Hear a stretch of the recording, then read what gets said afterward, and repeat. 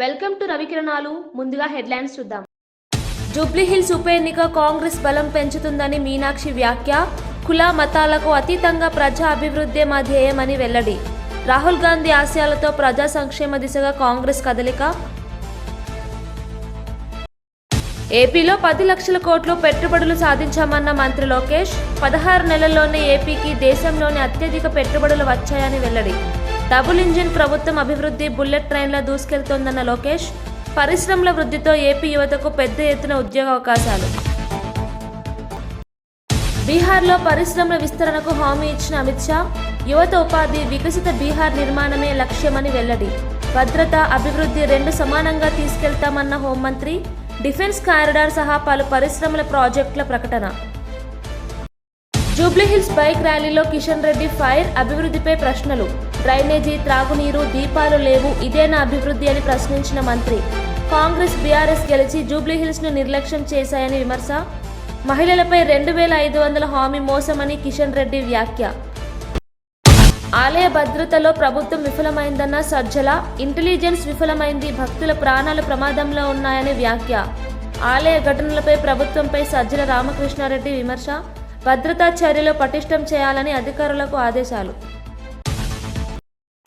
ముఖ్యమంత్రి చంద్రబాబు నాయుడు లండన్ పర్యటనలో ప్రపంచ స్థాయి పారిశ్రామికవేత్తలతో వరుసగా చర్చలు జరిపారు.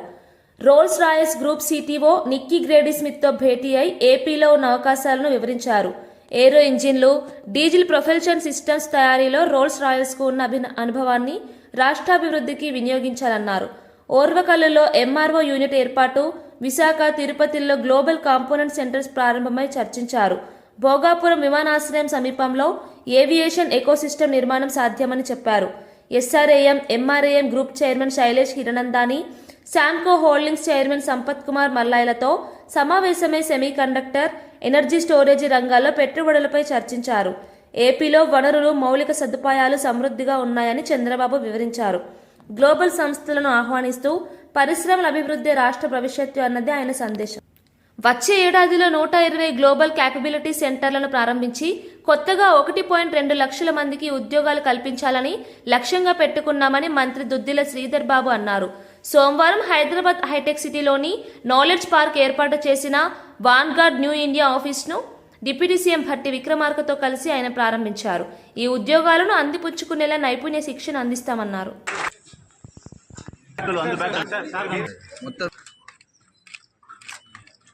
Can you give a big round of applause, everyone?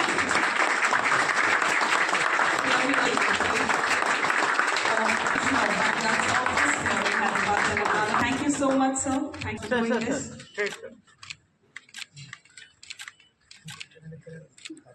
And it's such a proud of us this moment. Okay, sir.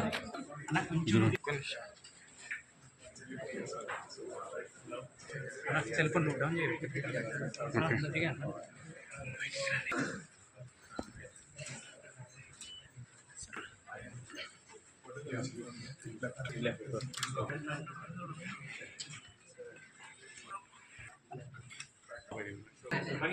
ఇంకా బ్యాగ్ కానీ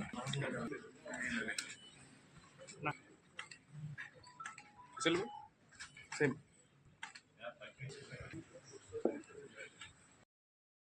జూబ్లీహిల్స్ ఉప ఎన్నిక కాంగ్రెస్ ప్రభుత్వాన్ని మరింత బలోపేతం చేసే దిశగా నడిపిస్తుందని ఏఐసిసి తెలంగాణ ఇన్ఛార్జ్ మీనాక్షి నటరాజన్ తెలిపారు.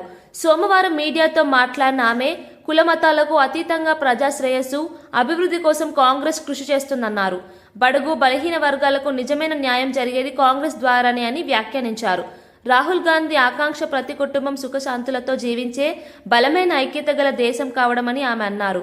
జూబ్లీహిల్స్ ఉప ఎన్నికలో ప్రజల తీర్పు కాంగ్రెస్ పాలన పట్ల ఉన్న విశ్వాసానికి నిదర్శనంగా నిలుస్తుందని మీనాక్షి పేర్కొన్నారు. తెలంగాణలో అభివృద్ధి, సంక్షేమం కలిసి నడిచే కొత్త రాజకీయ పంతాను కాంగ్రెస్ స్థిరపరుస్తుందని ఆమె స్పష్టం చేశారు. चाहे हमारे क्रिश्चियन समाज के लोग हैं, चाहे हमारे हिंदू समाज की बहनें हैं, चाहे हमारी दलित समाज की बहनें हैं, लंबाड़ा समाज की बहनें हैं, कोई भी क्यों न हो, सबको बराबरी से आगे बढ़ने का मौका मिले, ये राहुल जी का सपना है. और ये सपना हम तब पूरा कर सकते हैं जब हम पूरे देश में एक बदलाव की शुरुआत करें. चुनाव आयोग ने पिछले समय में जिस तरह की धांधलियां की हैं, उसके खिलाफ अगर हमें आवाज उठानी है तो उसकी शुरुआत हमें जुबली हिल्स से करनी होगी। और इसीलिए मैं आपसे कहना चाहती हूं कि ये एक असेंबली का चुनाव नहीं है, ये इस बात का चुनाव है कि आने वाले तेलंगाना का भविष्य क्या होगा। क्या यहाँ पर गरीब को हमेशा के लिए बारीक चावल मिलेगा? क्या यहाँ पर हमारी माता बहनों को आजादी से बस में घूमने का मौका मिलेगा?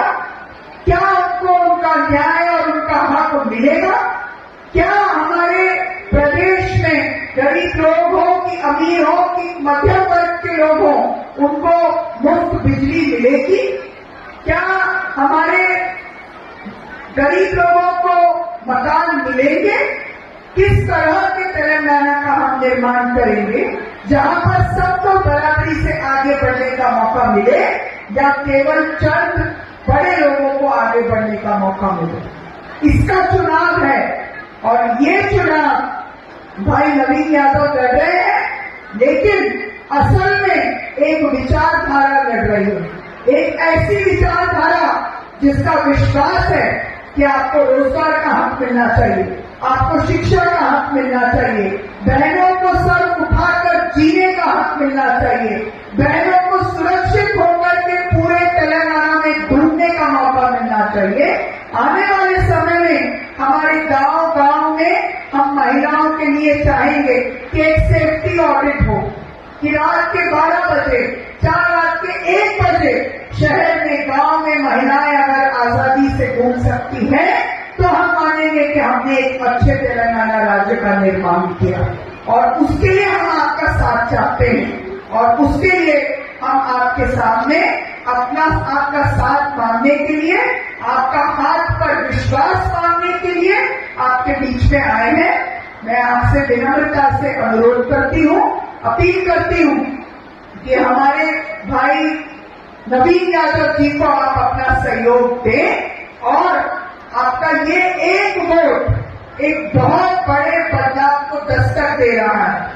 जो जुबली हिल्स से चालू तो होगा, 28 में तेलंगाना में दोबारा कांग्रेस की सरकार बनाएगा, और 29 के 15 अगस्त में लाल किले पर राहुल जी प्रधानमंत्री के तौर पर तिरंगा झंडा फहराएंगे, उसके लिए कि आपको आपका हक मिल सके, आप सुरक्षा के साथ सर उठाकर चल सके, आप बिना किसी भेदभाव के आगे बढ़ने का, शिक्षा में, स्वास्थ्य में, रोजगार में आगे बढ़ने का मौका ले सके। इसके लिए आपके बीच में ये चुनाव है। आप सबका भरपूर आशीर्वाद और प्यार हम अपने भाई नवीन यादव के लिए चाहते हैं। और जब बहनों का आशीर्वाद मिलता है तो हमारे यहाँ कहा जाता है कि वो आशीर्वाद फलता है और वो आशीर्वाद कामयाब होता है, और भाई को विधानसभा चुनाव के द्वार दिखाकर वो आपकी लड़ाई लड़ सके, इसके लिए आप उनको मजबूत करें। इसलिए हम आपके पास, आपके पंजे पर आप सबका समर्थन, आशीर्वाद और प्यार लेने के लिए आए हैं। आप सब एक बार कांग्रेस को सेवा करने का अवसर प्रदान करें। इस विधानसभा क्षेत्र में लंबे समय से कांग्रेस का जनप्रतिनिधि नहीं रहा, तो जरूरी है कि बहुत बार आपने उनको मौका दिया, तो एक अवसर आप हमको भी दें। ये अपील हम आपसे करने के लिए आए हैं। बहुत बहुत धन्यवाद। जय हिंद, जय भारत, जय जय। బీహార్లో జరిగిన భారీ సభలో కేంద్ర హోంమంత్రి అమిత్ షా ప్రసంగించారు. ఎన్డీఏ ప్రభుత్వం మరోసారి అధికారంలోకి వస్తే డిఫెన్స్ కారిడార్తో పాటు పలు జిల్లాల్లో పరిశ్రమలు ఏర్పాటు చేస్తామని ప్రకటించారు. యువతకు ఉపాధి అవకాశాలు కల్పించడమే లక్ష్యమని పేర్కొన్నారు. వికసిత బీహార్ కోసం పరిశ్రమల విస్తరణ అవసరమన్నారు. బీహార్ను అభివృద్ధి రాష్ట్రంగా తీర్చిదిద్దేందుకు కేంద్రం కట్టుబడి ఉందని చెప్పారు. భద్రత, అభివృద్ధి రెండింటినీ సమానంగా తీసుకెళ్తామని హామీ ఇచ్చారు.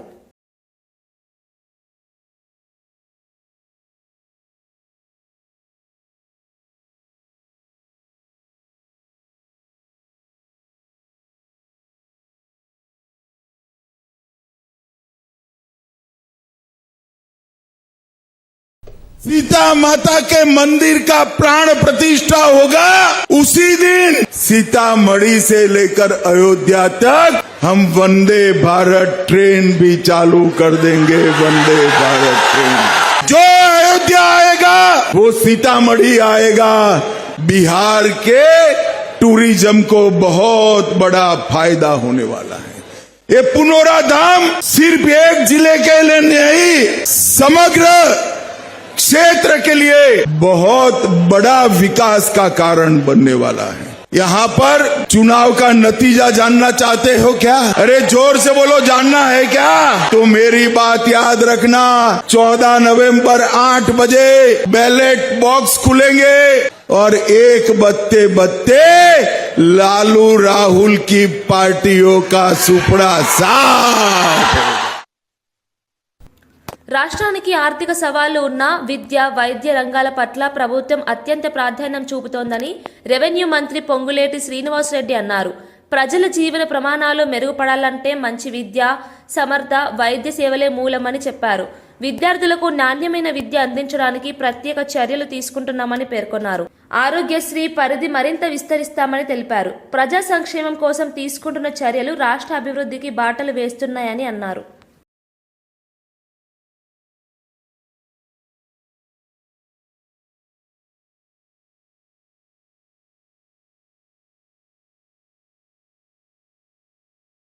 ప్రధానంగా 8 కోట్ల రూపాయలతోటి విఎస్టి హైదరాబాద్ రౌండ్ టేబుల్ వారు నిర్మిస్తున్న 60 గదుల భవనము, అంగన్వాడీ సెంటరు, డైనింగ్ హాలు ప్రత్యేకంగా నేను విఎస్టి యాజమాన్యాన్ని అభినందిస్తున్నాను.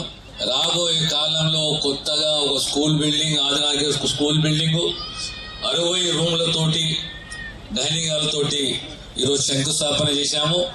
కాలనీలో నివసించే వాళ్ళు కూడా ఇబ్బంది పడొద్దన్నది ప్రభుత్వానికి చిత్తశుద్ధి ఉంది. అంత క్లారిటీగా గౌరవ ముఖ్యమంత్రి రేవంత్ రెడ్డి గారు కూడా చెప్పడం జరిగింది. రేషన్ బియ్యం, సన్న బియ్యం మీ ఇళ్ల దగ్గరే ఇక్కడే ఇవ్వడం జరుగుతుంది. దాన్ని ఈ నెల 10వ తారీఖు నుంచే కూడా ఇస్తారని కూడా తెలుపుతున్నాను.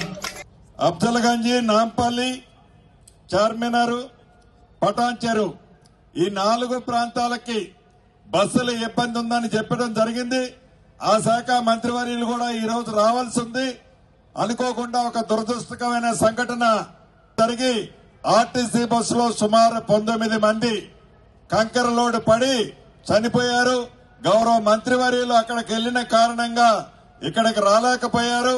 కాబట్టి తప్పకుండా ఆ 4 ప్రాంతాలకు కూడా మరిన్ని బస్సులు డైరెక్ట్ గా రాబోయే వారం 10 రోజుల్లో ఏర్పాటు చేస్తామని కూడా ఈ వేదిక ద్వారా నా కుటుంబ సభ్యులైన ఈ కాలనీ వాసులందరికీ మరొక్కసారి చెప్తూ సెలవు తీసుకుంటున్నాను.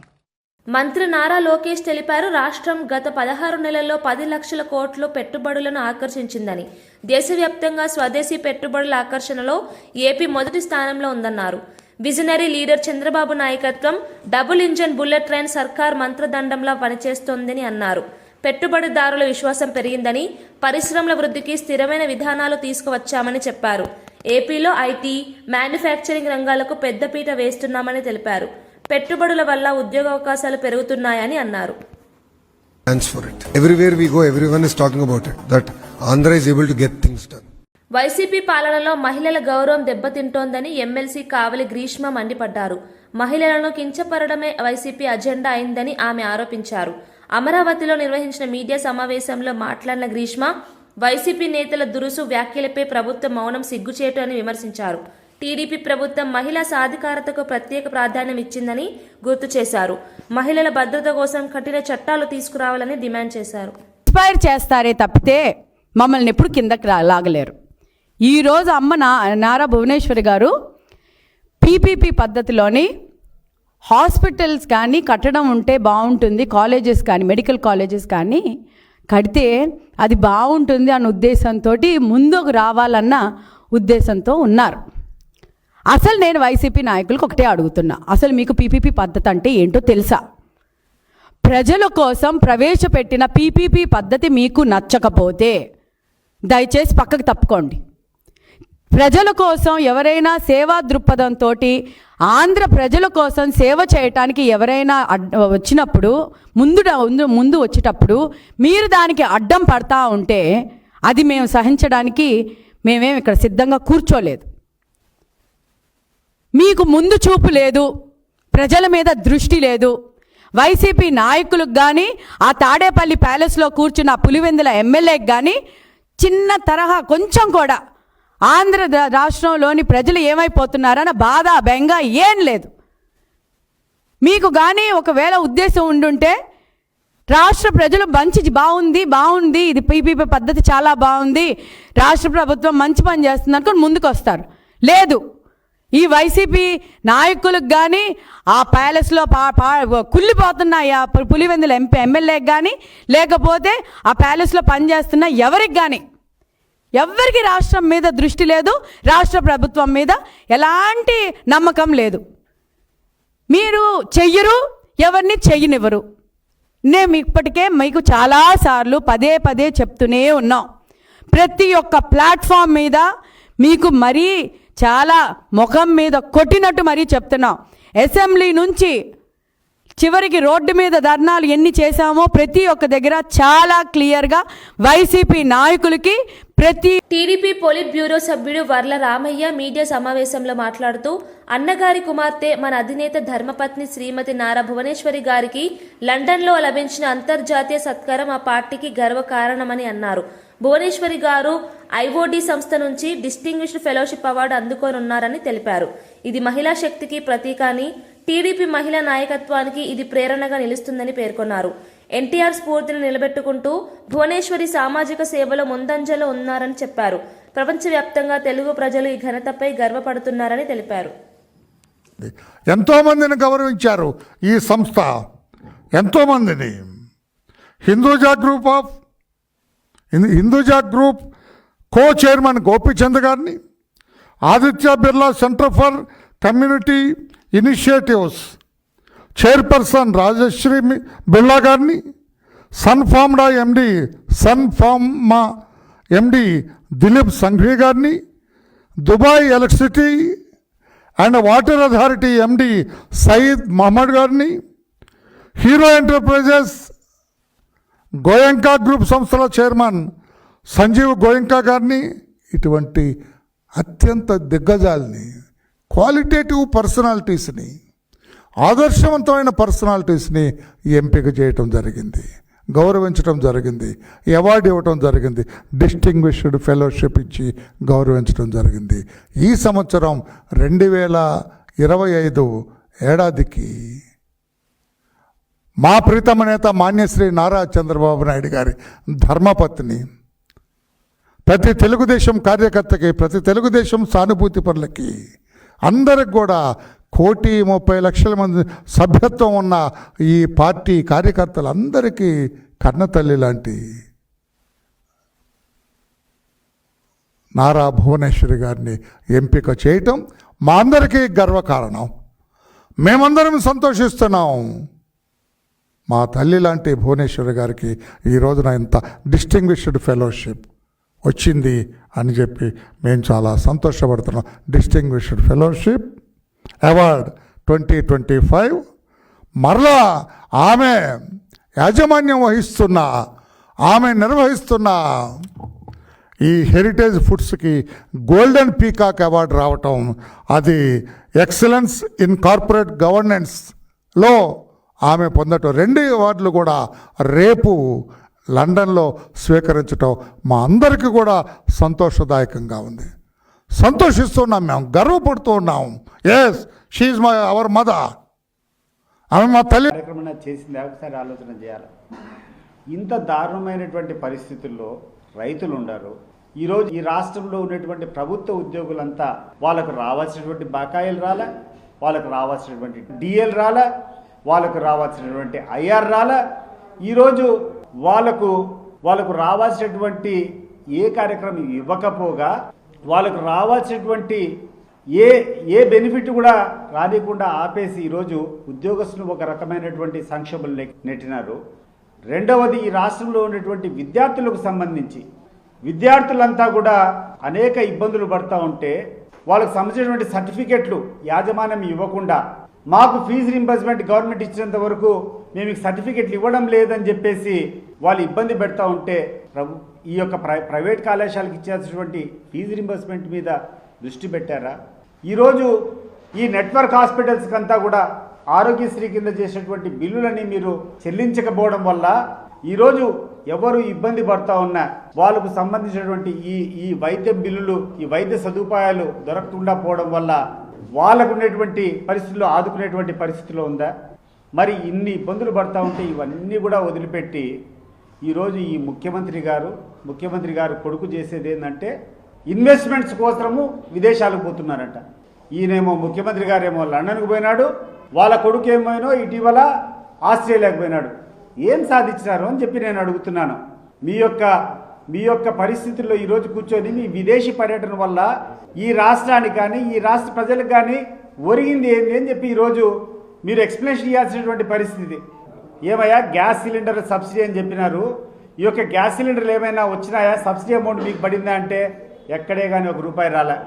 ఈరోజు పెన్షన్లు గడిచిన 2 సంవత్సరాల నుంచి ఒక్క కొత్త పెన్షన్ అయినా వచ్చిందా?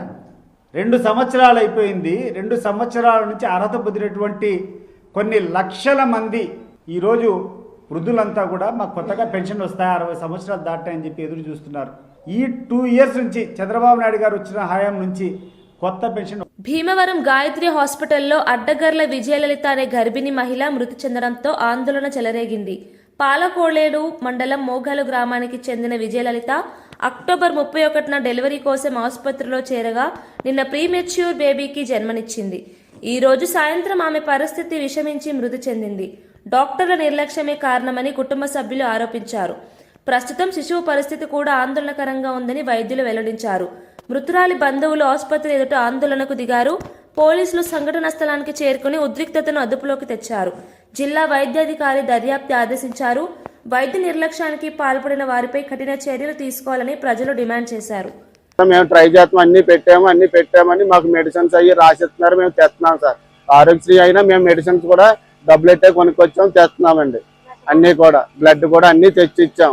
తీరా చేసి ఇప్పుడు దాకా అయిన తర్వాత ఇప్పుడు మాకు ఇలా జరిగిందని చెప్పారు సార్. మాకేమి ఇక్కడ ట్రీట్మెంట్ కానీ ఒక లెటర్ బ్యాడ్ మెడిసిన్ షిప్ కానీ ఒక నర్సుకి ఈ పేషెంట్ వచ్చింది, ఈ కారుకి ఈ పేషెంట్ దీని ఒక డెలివరీకి వచ్చింది, లేకపోతే పేషెంట్కి ఇలా సీరియస్ ఉందని కూడా ఏ నర్సు కానీ ఎవరికీ తెలియదు సార్. ఎప్పటికప్పుడు మేము మళ్ళీ మేము వెళ్ళి అంటే ఇంజక్షన్ చేయండి, లేకపోతే ఈ మెడిసిన్ తెలుస్తలేదు మేడం గారు అంటేనే తప్పటి ఆవిడ కూడా మాకు కనపడలేదు సార్. అది ఎవరండి? కాదు, మా అమ్మాయి, నా కూతురండి.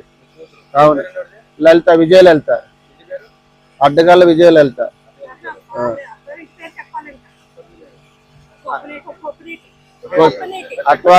అత్తవారింటి పేరు కొప్పినేటి సూరిబాబు అండి. అలా భర్త పేరు కొప్పినేటి సూరిబాబు. భర్త పేరు కొప్పినేటి సూరిబాబు అండి. మా పాప అండి, మా పాప విజయలలిత. అదండి. డాక్టర్ నిర్లక్ష్యం అండి. నేను శుక్రవారం పొద్దున్న జాయిన్ అయ్యామండి. సాయంత్రం వచ్చింది, ఇలా వచ్చి అలా చూసి వెళ్ళిపోయింది ఆవిడ. శనివారం పొద్దుట రాలేదు, సాయంత్రం రాలేదు, ఆదివారం పొద్దున కూడా రాలా. ఆదివారం మధ్యాహ్నం 4 టైంకి వచ్చింది ఆవిడ. 4 టైంకి వస్తే నేను సిస్టర్ని రోజు తిరగడమే. అమ్మ పొట్ట బిగబెట్టేస్తుంది, అమ్మ పొట్ట బిగబెట్టేస్తుంది, రండి అమ్మ చూడండి. ఒక సిస్టర్ వస్తుంది, అమ్మ నీకు ఒంట్లో బాగాలేదా, నీకు ఫీవరా, లేకపోతే నీకు కొడుకునే పట్టుకుందా ఏంటంటే మేము ఎందుకు జాయిన్ అయ్యామో కూడా సిస్టర్కి తెలియదండి. గంటకో సిస్టర్ వస్తుంది డెలివరీ, నేను సాయంత్రమే అయ్యిందండి. గంటకో సిస్టర్ వస్తుంది. ఏంటి ప్రాబ్లం ఏంటి అన్నది కూడా సిస్టర్కి తెలీదు. నేను డాక్టర్ అన్నదే ప్రాబ్లం అండి. ఏమో కేవలం మా పిల్ల చచ్చిపోవడానికి డాక్టర్ అమ్మే కారణం. అర్థమైందా? మాధురి మేడం అండి. ఇప్పుడు మాకు తెల్లోడు హాస్పిటల్ ఆవిడ పంపిందండి ఇక్కడికి. పంపినప్పుడు ఆవిడ ఎంత అందంగా చూడాలి మమ్మల్ని అసలు పట్టించుకోలేదండి. ఆదివారం మట్టుకు వచ్చింది, ఇలా మా పిల్ల చెక్ చేసి మన 31వ తారీఖునండి ఇక్కడ చేసామండి. ఆవిడ పంపారండి ఇక్కడికి. ఆవిడతో డాక్టర్ కూడా ఫోన్ తో ఆవిడకి మెడిసిన్ ఇవ్వాలో కూడా తెలీదు. వేరే డాక్టర్ ఫోన్ చేసి అడుగుద్ది మాధురి మేడం. నేను మా పిల్లకి ఇంజక్షన్ చేయడం వల్లే, కేవలం మా పిల్లల నిర్లక్ష్యం వల్లే చచ్చిపోయింది మా పిల్ల. మా అమ్మాయి అది నిర్లక్ష్యం వల్ల చచ్చిపోయింది మా పిల్ల. కానీ మా పిల్ల ఎవరో మాట్లాడుతున్నావు ఏమండి 20కి పడిపోయింది గత 30 ఏంటి నేను ఏం మెడిసిన్ ఇమ్మంటారు మీరు మేడం గారు అని ఇప్పుడు ఫోన్ లోనే మాట్లాడుతుంది. నేను గంట కూర్చున్నా లోన గంట కూడా అదే మాట్లాడుతుంది. ఆవిడ ఐసీలో ఉండి ఐసీ అంటే నేను చూసినట్టుకి ఇదేంటి ఐసీ ఇది అని అనుకున్నాను. అంత అదంటే ఐసీ అంట. మరి ఆ ఐసీలు ఎలా పెట్టారో ఆ పిల్లలు ఎలా చేశారో మాకు అర్థం కావట్లేదు. పొద్దున్న 8 గంటల పిల్ల మాట్లాడింది. ఏ అమ్మ అంటే బావలాగా ఉన్నాడు, ఫోటో తీసుకున్నారా, మా పిల్లడు బావలాగా ఉన్నాడు, నేను చూశాను, ఫోటో తీసుకున్నాను అని చెప్పింది పిల్ల. రాష్ట్ర ప్రభుత్వ పనితీరుపై వైసీపీ ప్రధాన కార్యదర్శి ఎస్వి సతీష్ రెడ్డి తీవ్ర ఆగ్రహం వ్యక్తం చేశారు. రైతుల పంటలను ప్రభుత్వం కొనడం లేదని, ఉద్యోగులు ఆర్థిక సంక్షోభంలో ఉన్నారని అన్నారు. విద్యార్థుల ఫీజు రియంబర్స్మెంట్ నిలిచిపోయిందని, ఆరోగ్యశ్రీ కుప్పకూలిందని విమర్శించారు. ప్రజలు కష్టాల్లో ఉన్నప్పటికీ చంద్రబాబు, ఆయన కుమారుడు విదేశీ పర్యటనలో పెట్టుబడుల కోసం తిరుగుతున్నారని వ్యంగ్యంగా వ్యాఖ్యానించారు. రైతు, విద్యార్థి, ఉద్యోగి 3 వర్గాలు నష్టపోతే అభివృద్ధి ఎలా సాధ్యమని ప్రశ్నించారు. ప్రజల సమస్యలపై దృష్టి పెట్టే పాలన కావాలని, వైసీపీ మాత్రం ప్రజల పక్షానే ఉందని తెలిపారు. ప్రభుత్వ వైఖరి దారుణమని వ్యాఖ్యానించారు. ఏ బెనిఫిట్ కూడా రానికుండా ఆపేసి ఈరోజు ఉద్యోగస్తులు ఒక రకమైనటువంటి సంక్షోభంలో నెట్టినారు. రెండవది, ఈ రాష్ట్రంలో ఉన్నటువంటి విద్యార్థులకు సంబంధించి విద్యార్థులంతా కూడా అనేక ఇబ్బందులు పడుతూ ఉంటే వాళ్ళకు సంబంధించినటువంటి సర్టిఫికెట్లు యాజమాన్యం ఇవ్వకుండా, మాకు ఫీజు రింబర్స్మెంట్ గవర్నమెంట్ ఇచ్చినంత వరకు మేము సర్టిఫికెట్లు ఇవ్వడం లేదని చెప్పేసి వాళ్ళు ఇబ్బంది పెడతా ఉంటే ఈ యొక్క ప్రైవేట్ కళాశాలకు ఇచ్చేసినటువంటి ఫీజు రింబర్స్మెంట్ మీద దృష్టి పెట్టారా?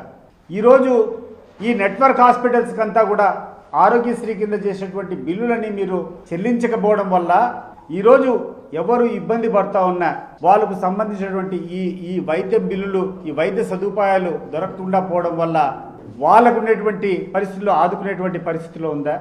మరి ఇన్ని ఇబ్బందులు పడతా ఉంటే ఇవన్నీ కూడా వదిలిపెట్టి ఈరోజు ఈ ముఖ్యమంత్రి గారు కొడుకు చేసేది ఏంటంటే ఇన్వెస్ట్మెంట్స్ కోసము విదేశాలకు పోతున్నారంట. ఈయనేమో ముఖ్యమంత్రి గారేమో లండన్కు పోయినాడు, వాళ్ళ కొడుకు ఏమైనా. అల్లు అరవింద్ కుమారుడు ప్రముఖ నటుడు అల్లు శిరీష్ నైనికాతో నిశ్చితార్థం చేసుకున్నారు. హైదరాబాద్ లో జరిగిన ఈ వేడుకకు అల్లు, మెగా కుటుంబ సభ్యులు మరియు అత్యంత సన్నిహితులు మాత్రమే హాజరయ్యారు. అల్లు అర్జున్, రామ్ చరణ్ దంపతులు వేడుకలో ప్రత్యేక ఆకర్షణగా నిలిచారు. సన్నిహిత వాతావరణంలో జరిగిన ఈ వేడుకకు మెగా అభిమానులు సోషల్ మీడియాలో శుభాకాంక్షలు వెల్లువెత్తిస్తున్నారు. నిశ్చితార్థం వీడియోలో నైనిక తన మనసులోని ప్రేమను పంచుకుంటూ శిరీష్ చాలా కేరింగ్ గా ఉంటాడు, అదే నాకు బాగా నచ్చుతుంది అని చెప్పడం అభిమానులకు ఆకట్టుకుంది. వేడుకలో సంగీతం, ఆనందం, కుటుంబ స్నేహం కలగలిసి అందరినీ మంత్రముగ్ధులను చేశాయి. ఈ వేడుక చిత్రాలు ప్రస్తుతం సోషల్ మీడియాలో వైరల్ అవుతున్నాయి.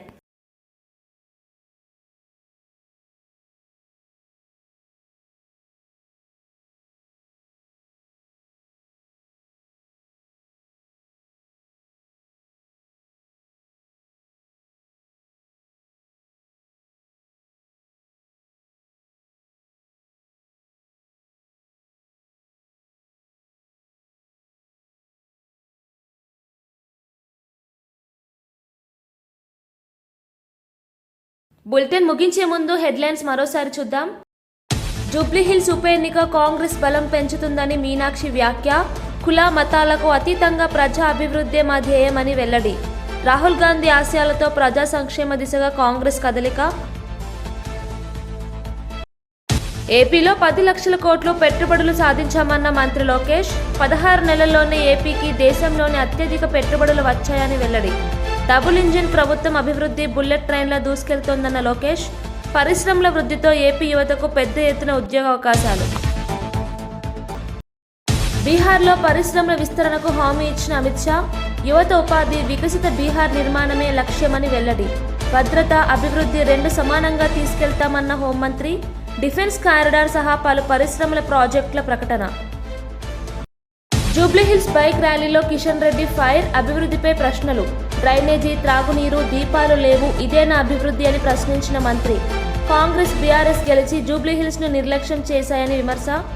మహిళలపై 2500 హామీ మోసమని కిషన్ రెడ్డి వ్యాఖ్య. ఆలయ భద్రతలో ప్రభుత్వం విఫలమైందన్న సజ్జల. ఇంటెలిజెన్స్ విఫలమైంది, భక్తుల ప్రాణాలు ప్రమాదంలో ఉన్నాయని వ్యాఖ్య. ఆలయ ఘటనలపై ప్రభుత్వంపై సజ్జల రామకృష్ణారెడ్డి విమర్శ.